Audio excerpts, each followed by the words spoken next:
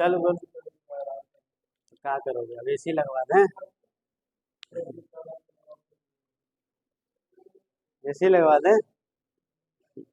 चलो देखो, ध्यान समझिए, जो पिछला क्लास में हम लोग पढ़े थे उसको पटापट एकदम रिवाइज कर लेंगे और उसके बाद आगे कहानी बढ़ा देते हैं। ठीक है, देखिए पहले हम लोग समझते हैं मोशन।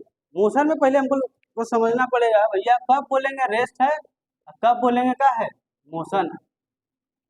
ठीक है, तो रेस्ट और मोशन, रेस्ट मतलब हम लोग नॉर्मली भाषा में समझते हैं रुका हुआ चीज को क्या बोल देते हैं, रेस्ट। मोशन मतलब चल रहा है, मोशन मतलब चल रहा है, धीरे चल रहा है तेज चल रहा है उससे मतलब नहीं है, चल रहा है वही बहुत है। मतलब मोशन का जब भी बात आता है मतलब चल रहा है कोई सामान तो हम लोग क्या बोल देते हैं, मोशन में। ठीक है, अब देखिए, लेकिन मोशन और रेस्ट ये इंडिपेंडेंट क्वांटिटी नहीं है, ये इंडिपेंडेंट क्वांटिटी नहीं है, ये रिलेटिव क्वांटिटी। कैसे समझिए, रेस्ट और मोशन, रेस्ट और motion is a relative quantity या रिलेटिव टर्म। ठीक है, रेस्ट और मोशन क्या है, एक रिलेटिव टर्म है, रिलेटिव टर्म। मतलब ये जो नाम आपको दिख रहा है रेस्ट और मोशन, ये आप अकेले डिफाइन नहीं कर सकते हैं, ये किसी के रेस्पेक्ट में डिफाइन करना पड़ेगा। जैसे समझिए, मान लीजिए आप बस में बैठे हुए हैं और बस में खिड़की के पास बैठ के बाहर का एकदम बढ़िया बढ़िया नज़ारा देख रहे हैं। ठीक है, अब नज़ारा देखते समय आपको एहसास हुआ कि भाई साहब बाहर में जो भी सामान है, पेड़ पौधा पहाड़ नदी बकरी कुत्ता जो भी दिख रहा है बाहर में, सब क्या है, वो सब धीरे धीरे पीछे जा रहा है और हम आगे जा रहे हैं कि नहीं जा रहे हैं। तो बाहर के रेस्पेक्ट में हम अपने आप को देख रहे हैं तो हमको लग रहा है कि भैया हम मोशन में, कहें कि वो सब सामान हमारे पीछे छूटता हुआ चला जा रहा है। तो जब बाहर के हिसाब से हम अपने आप को देख रहे हैं तो हमको लग रहा है कि हम किसमें हैं, मोशन में। लेकिन आपके बगल में जो लड़का बैठा हुआ है या फिर लड़की बैठी है ना, उसको जब आप देख रहे हैं तो 1 घंटा से आप लोग सफर कर रहे हैं, 1 घंटा सफर करते हो गया, वो 1 घंटा पहले भी आपके बगल में ही और अभी भी आपके बगल में ही। इसका मतलब ये है कि समय तो बीत गया लेकिन उसका पोजीशन आपके रेस्पेक्ट में चेंज नहीं हुआ, है ना। आप जहाँ थे वो भी वही है, यानी आपके रेस्पेक्ट में उसका पोजीशन चेंज नहीं हुआ। तो आपके रेस्पेक्ट में वो आपके बगल में जो बैठा है वो किसमें है, रेस्ट में। किसमें है, रेस्ट में। लेकिन आप ही के रेस्पेक्ट में बाहर का जो इन्वायरमेंट है, सराउंडिंग है, जो खिड़की से आप बाहर देख रहे हैं वो सब किसमें है, मोशन। ठीक है, यानी यहाँ पर आपको रिलेट करना होगा, बताना होगा। जब आपसे कोई पूछे कि भैया बताओ फलाने चीज मोशन में है कि रेस्ट में है, तो आपको वहां तुरंत वो सवाल करना पड़ेगा कि बताओ किसके रिस्पेक्ट में, किसके रिस्पेक्ट में। तब ना हम बताएंगे कि हाँ मोशन में है, या तब हम बताएंगे किसमें, रेस्ट में है। ऐसे हम नहीं बता पाएंगे कि कोई भी चीज रेस्ट में है कि कोई भी चीज मोशन में। इसीलिए कहा जाता है कि रेस्ट और मोशन क्या है, रिलेटिव टर्म है। क्या है, रिलेटिव टर्म। यानी वहां आपको रिलेशन बताना होगा किसके रेस्पेक्ट में, इसके कि उसके। ठीक है, तो ये हमारा जो रेस्ट और मोशन है ये क्या है, रिलेटिव कॉन्सेप्ट। क्या है, रिलेटिव कॉन्सेप्ट। ठीक है, कोई भी एक ऑब्जेक्ट किसी एक ऑब्जेक्ट के रेस्पेक्ट में रेस्ट में हो सकता है, लेकिन वही ऑब्जेक्ट दूसरे ऑब्जेक्ट के रेस्पेक्ट में मोशन में भी हो सकता है। लेकिन इस यूनिवर्स में हम लोग देखते हैं तो देखते हैं कि अगर हम इस पूरे नेचर का बात कर ले ना तो सब कुछ किसमें है, मोशन में। सब कुछ किसमें है, मोशन, है ना।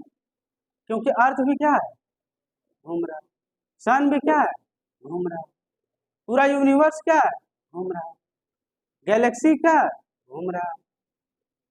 यानी सब कुछ मोशन में है, सब कुछ मोशन में। अगर हम इस नेचर में बोलते हैं तो इस नेचर के रेस्पेक्ट में सब कुछ क्या है, मोशन में ही है।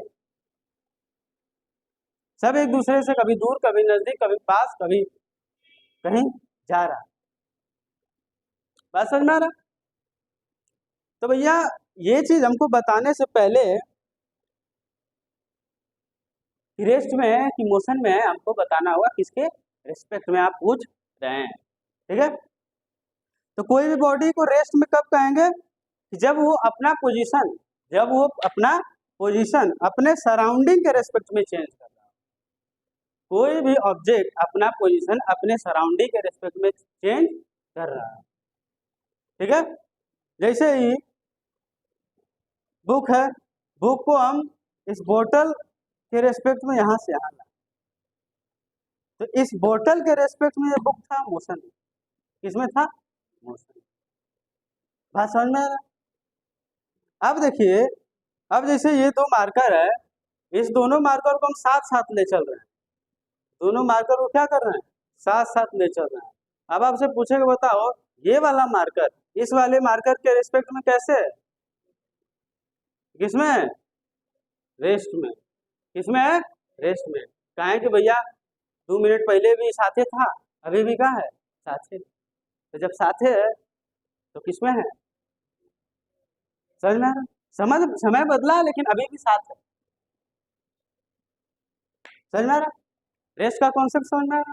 मोशन का कॉन्सेप्ट भी वही है कि अपने सराउंडिंग के रेस्पेक्ट में, अपने सराउंडिंग के रेस्पेक्ट में अगर हमारा पोजीशन चेंज होता है, किसी ऑब्जेक्ट का पोजीशन चेंज होता है तो मोशन में है। किसमें है, मोशन। क्लियर हो गया? तो ये तो कहानी था किसका, रेस्ट और मोशन का कॉन्सेप्ट। रेस्ट और मोशन का क्या था, कॉन्सेप्ट। ठीक है, अब मोशन कई प्रकार का होता है, मोशन कई प्रकार का होता है, टाइप्स ऑफ मोशन होता है। समझ में आ रहा क्या होता है, types of motion, types of, समझ में आ रहा?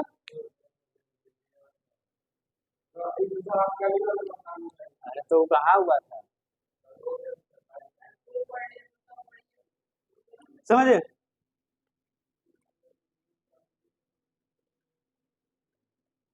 पहला होता है रेक्टिलिनियर मोशन। पहला क्या होता है, रेक्टिलिनियर मोशन। रेक्टिलिनियर मोशन बात होता है किसी भी पार्टिकल्स के बारे में, किसी की पार्टिकल्स के मोशन के बारे में। अगर कोई भी पार्टिकल्स स्ट्रेट लाइन में चल रहा है, कोई पार्टिकल स्ट्रेट लाइन में चल रहा है, तो हम उस मोशन को कहते हैं रेक्टिलिनियर मोशन। उस मोशन को क्या कहेंगे, रेक्टिलिनियर मोशन। ठीक है, अब देखिए अगर मान लीजिए हम एक पार्टिकल का बात करें, एकदम छोटा सा पार्टिकल है, वो भैया उसको इस लाइन में चलाइएगा तो एकदम यही लाइन में चलते जाएगा, यही लाइन में चलते जाएगा। लेकिन जब हम लोग सिस्टम ऑफ पार्टिकल का बात करते हैं, ये क्या, सिस्टम ऑफ पार्टिकल, इसमें बहुत सारा पार्टिकल्स मिलकर ये एक मार्कर बना। अब इसको अगर हम स्ट्रेट लाइन में चला रहे हैं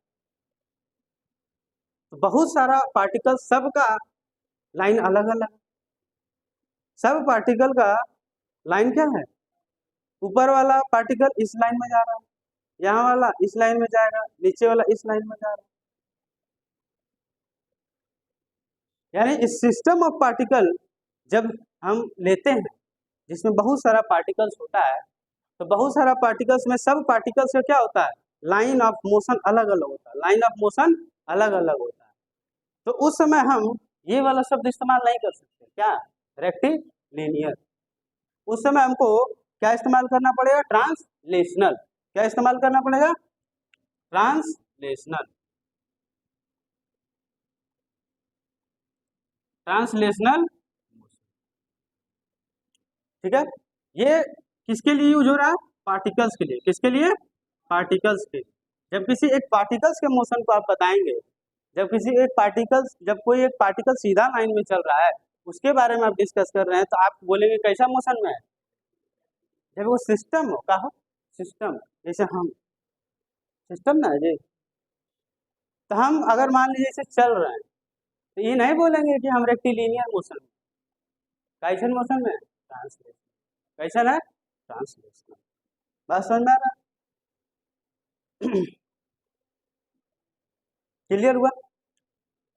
तो ये पार्टिकल्स के लिए और ये सिस्टम ऑफ पार्टिकल्स, ये सिस्टम ऑफ पार्टिकल्स। बात समझ में आ रहा? अब आता है दूसरा सर्कुलर मोशन। क्या आता है? Circular motion. सर्कुलर मोशन कैसा होता है? सर्कुलर मोशन भी दो तरह का होता है। कितने तरह का होता है? दो तरह का होता है। ठीक है, पहला देखिए, मान लीजिए ये पॉइंट है, कोई एक ऑब्जेक्ट है, इस तरह से सर्कल में मूव कर रहा है, इस तरह सर्कल में क्या कर रहा है? मूव कर रहा है। ठीक है, अब कोई भी पार्टिकल इस तरह से सर्कल में मूव कर रहा है, इसका मतलब क्या है? कि वो सर्कल में चल रहा है, सर्कल में चल रहा है, ऐसे ऐसे घूम रहा है, ऐसे ऐसे घूम रहा है। लेकिन वो इस पॉइंट के रेस्पेक्ट में, ध्यान समझिएगा, ये उसका एक्सिस है। ये क्या है? एक्सिस। मतलब ये लाइन है, इस लाइन के ऐसे चारों तरफ वो क्या कर रहा है? घूम रहा है। ठीक है, तो आप देखिए, वो एक बार घूमा तो 360 डिग्री, दूसरा बार घूमा तो 720 डिग्री। इस तरह से जब वो घूमते जाएगा तो उसका एंगल बढ़ रहा है। क्या बढ़ रहा है? एंगल, है ना? 2 बार घुमा, 3 बार घुमा, 4 बार घुमा, 5 बार घूमेगा, धीरे धीरे उसका एंगल क्या हो जाएगा? बढ़ते हुए जाएगा। क्या हुआ? बढ़ते हुए जाएगा। समझ में आ रहा? तो इस टाइप के मोशन में, इस टाइप के मोशन में आपको क्या दिख रहा है? कि इसमें सिर्फ और सिर्फ एंगल का इंक्रीमेंट होता है। एंगल ही क्या होता है? बढ़ता है। एंगल का होता है? बढ़ता है। तो इसमें क्या होगा? Increase in angle, increase in angle, increase in angle. क्या होता है? एंगल में इंक्रीमेंट होता है। समझ में आ रहा है? उसको बोलते हैं सर्कुलर मोशन।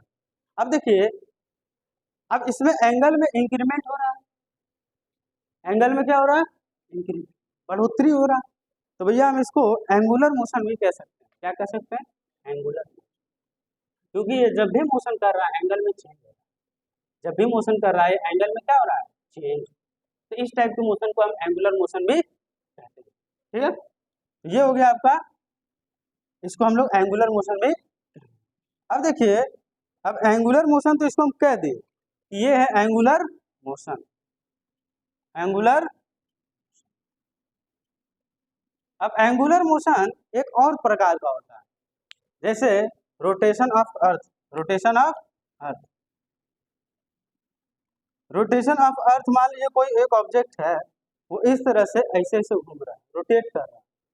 क्या कर रहा है? रोटेट, रोटेट कर रहा है।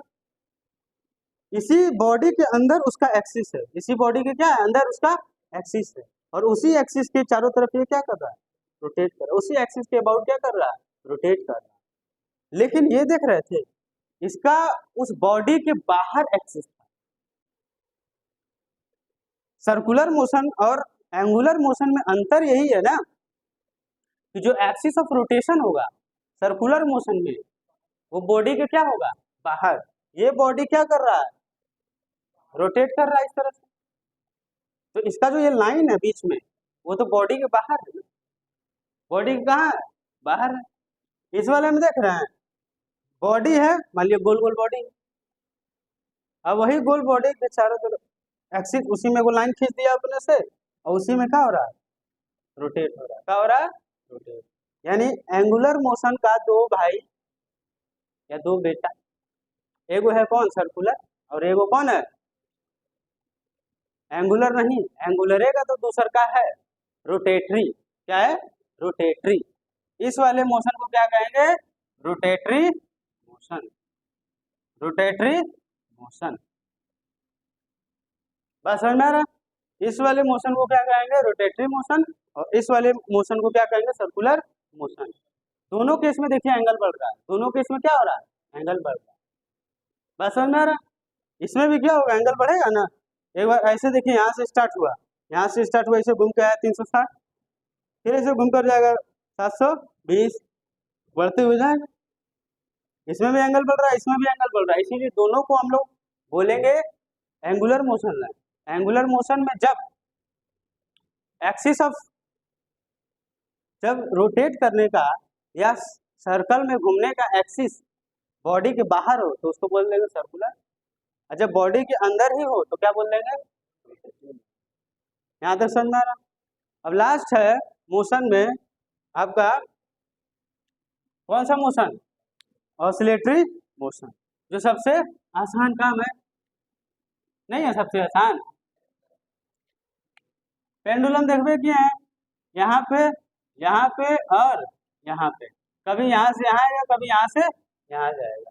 ये कौन सा पोजीशन है, और किनारे किनारे वाला एक्सट्रीम। तो वो क्या करता है, मीन पोजीशन पे आता है, फिर यहाँ आता है, फिर यहाँ आता है, फिर यहाँ आता है। तो इसमें देख रहे हैं क्या हो रहा है, इसमें क्या हो रहा है, इसमें एंगल नहीं बढ़ रहा, एंगल बढ़ रहा है। आपको लग रहा हो कि इसमें एंगल चेंज हो रहा बार बार, ये वाला। लेकिन जब मान लीजिए यहाँ से स्टार्ट किया फिर यहीं आ गया तो जीरो ना हो गया। ये ऐसा नहीं ना कि इसे पलट के इसे घूम के आ रहा, ऐसे तो है ना, पलट नहीं ना रहा जी। तो जब पलट नहीं रहा है, मान लीजिए यहाँ से शुरू किया, यहाँ गया और फिर अन्य से अन्य आ गया, आ गया, तो जहाँ से शुरू किया तो फिर वहीं आ गया, तो क्या हो गया, जीरो। पूरा कंप्लीट तो रिवॉल्व किया नहीं, रोटेट किया नहीं, बात समझ में आ रहा। तो ई का हो गया भाई साहब, इसीलिए इसको अलग वो कैटेगरी में रख दिया गया, जिसका नाम का रख दिया गया ऑसिलेटरी, ऑस्किलेटरी, हाँ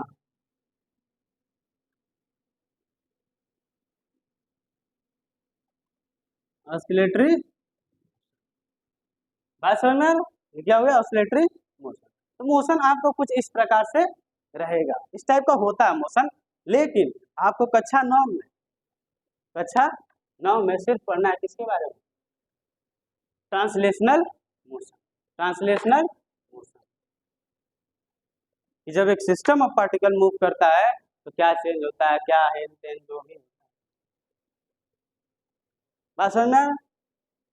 तो ये था पूरा कॉन्सेप्ट किसका, मोशन का। मोशन कितना टाइप का होता है, कितना टाइप का नहीं होता, बात समझ में आ रहा? यहाँ तक किसी को doubt, any question till now, नहीं है, है? चलिए, तो इसको नोट डाउन कर सकते हैं, कौन थे?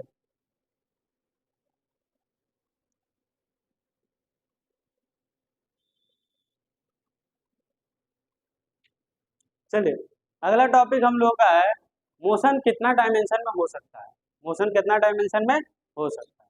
तो हम लोग जानते हैं कि इस दुनिया में, जिस दुनिया में हम लोग रहते हैं वो कौन सा डायमेंशन का है, 3 डायमेंशनल है ना। हम लोग जिस दुनिया में रहते हैं वो कौन सा डायमेंशनल है, 3 डायमेंशन। कैसे पता चला, ऐसे पता चला कि हम सीधा भी चल सकते हैं, दाएं भी चल सकते हैं, ऊपर भी चल सकते हैं और नीचे भी चल सकते हैं, समझ में आ रहा है? तो हमको पता चला कि हम लोग 3 डायमेंशनल दुनिया में रहते हैं, समझ में आ रहा? किस डायमेंशनल दुनिया में रहते हैं, 3 डायमेंशन, जहाँ पर 3 दिशा में हम लोग आगे पीछे बढ़ सकते हैं, है ना, या हम कह रहे हैं कि 3 एक्सिस पर आगे पीछे बढ़ सकते हैं, ठीक है।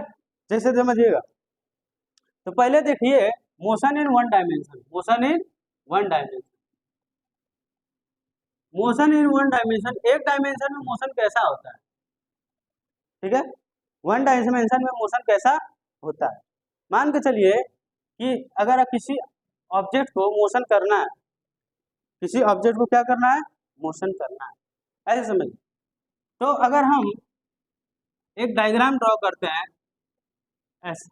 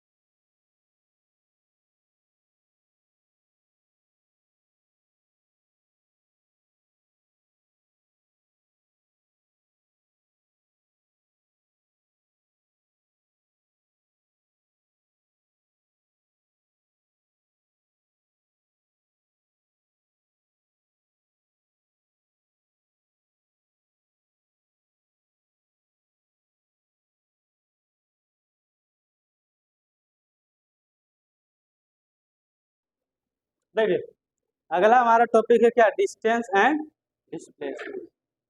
डिस्टेंस और डिस्प्लेसमेंट समझिए, डिस्टेंस एंड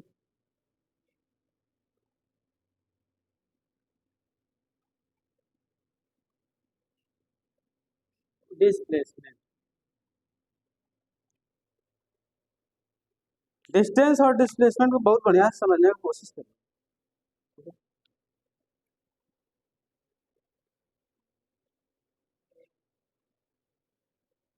डिस्टेंस और डिस्प्लेसमेंट को बहुत बढ़िया से समझने की कोशिश। डिस्टेंस मतलब होता है length of path travel. Length of मतलब जितना भी आप लेंथ ट्रेवल किए वही कहलाता है क्या,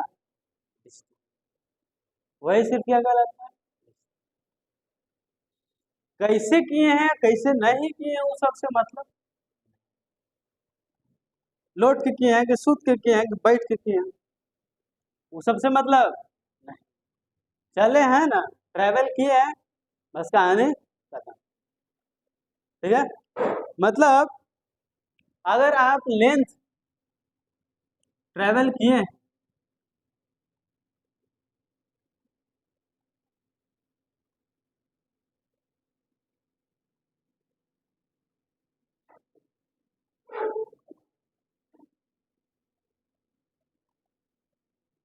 ठीक है, यानी आप जो भी पाथ ट्रेवल किए हैं उसका अगर हमको पता चल जाता है क्या, लेंथ, क्या पता चल जाता है, लेंथ, बस वही क्या है,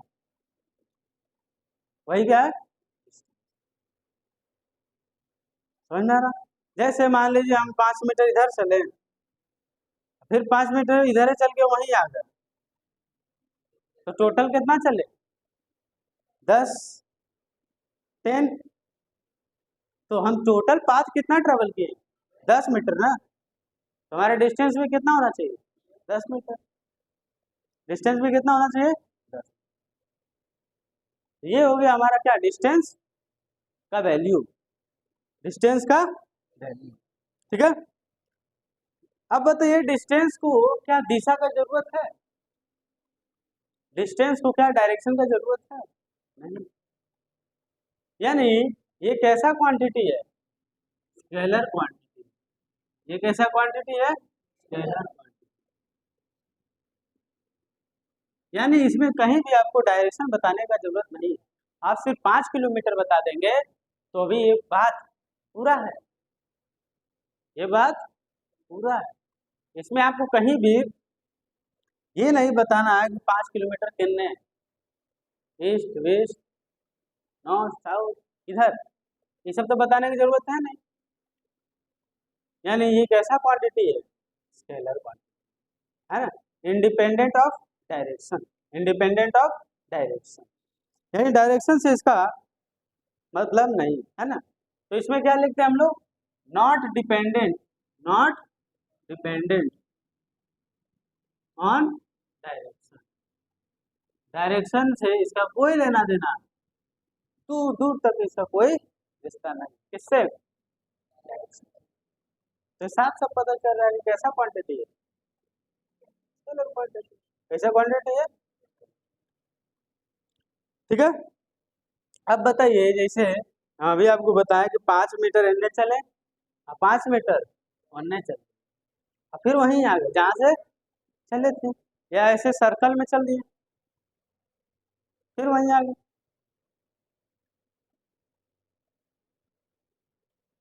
मान लीजिए आगे वहीं थोड़ा सा और वही उल्टा चल दिए, मतलब ऐसे समझिए यहाँ से शुरू किए, इधर 5 चले और उन्हें चल दिए 6, उन्हें चल दिए 6, मतलब जहाँ से शुरू किए तो उधर से 1 मीटर और बढ़ गए,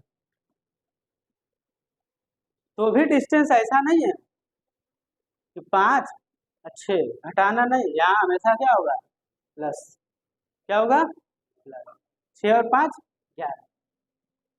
यानी आप देख रहे हैं कैसे हूँ चल रहा है तो इसका वैल्यू प्लस में आ रहा है, माइनस में नहीं जा रहा, माइनस में नहीं जा रहा।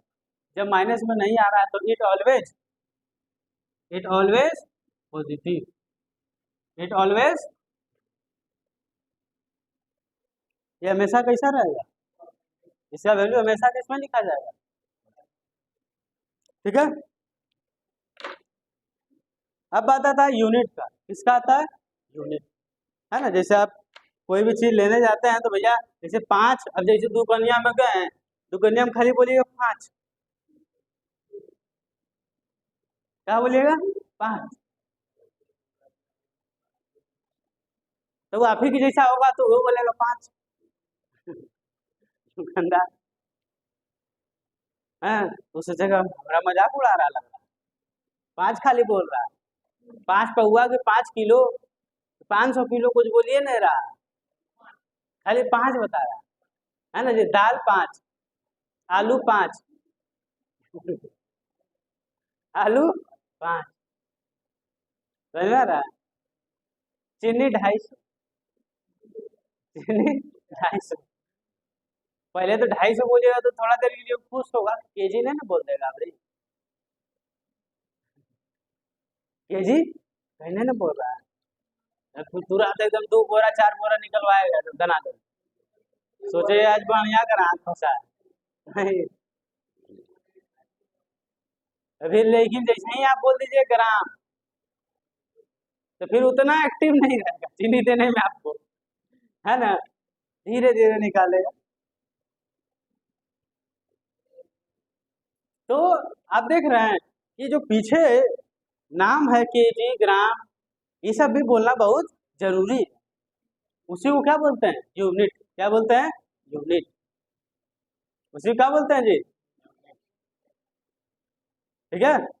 तो डिस्टेंस हमेशा मीटर में नापा जाता है, ये कौन सा सिस्टम में लिखा हुआ है, CGS, FPS, SI, SI unit क्या होता है, मीटर, क्या होता है, क्या होगा, अगला बात, अगला बात,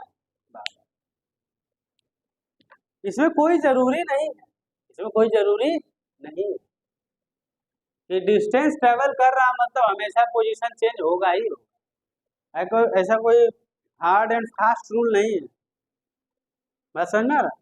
ऐसा कोई हार्ड एंड फास्ट रूल नहीं। मान लीजिए हम गोले गोले घूम रहे हैं, कैसे घूम रहे हैं, समझ में आ रहा है, तो गोले गोले घूम रहा है ऐसे, तो गोले गोले घूम रहा है तो उसमें क्या हो रहा है, फिर तो वहीं आ जा रहा है ना, जहां से कहानी शुरू हुआ था वहीं फिर जब वहीं आ गए तो, लेकिन डिस्टेंस तो कुछ ट्रेवल किए हैं, डिस्टेंस कुछ, लेकिन पोजीशन चेंज, पोजीशन चेंज, यानी जब भी डिस्टेंस ट्रेवल हो रहा होगा ना तो वहां कोई जरूरी नहीं है कि पोजीशन चेंज हो भी सकता है, नहीं भी हो भी सकता है, बात समझ में आ रहा। तो इसमें एक लाइन आप लिख सकते हैं, पोजीशन में चेंज, पोजीशन में चेंज और नॉट, और नॉट, पोजीशन चेंज भी हो सकता है और पोजीशन, बात समझ में आ रहा कि नहीं आ रहा। उसके बाद आता है इसका डायमेंशन, क्या आता है, डायमेंशन इसका होता है एल, क्या होता है, एल हमेशा किसको दिखाता है, डिस्टेंस, है ना।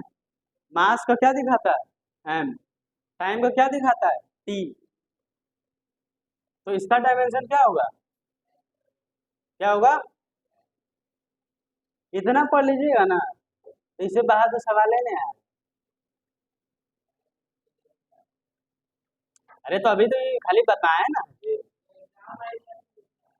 एग्जाम आइडिया कोई और चीज बनाइए, बना तो लीजिएगा। हाँ तो तुम लोग कई बार नचा देगा, 9 में क्वेश्चन थोड़ा टफ आता है, 8 निशाना है, रट्टा मार लिए बस चल दिए एकदम खुश हो गए। घरे से कॉन्फिडेंस रहेगा, तो पढ़ के जा रहा है। इसमें जब जाइएगा अरे यार कहा देगा, कहा देगा, कहाँ से देगा, 8 तक का था वही ना देगा, कि तभी से देगा, बाहर से तो देने के लिए उसको सोचना पड़ेगा।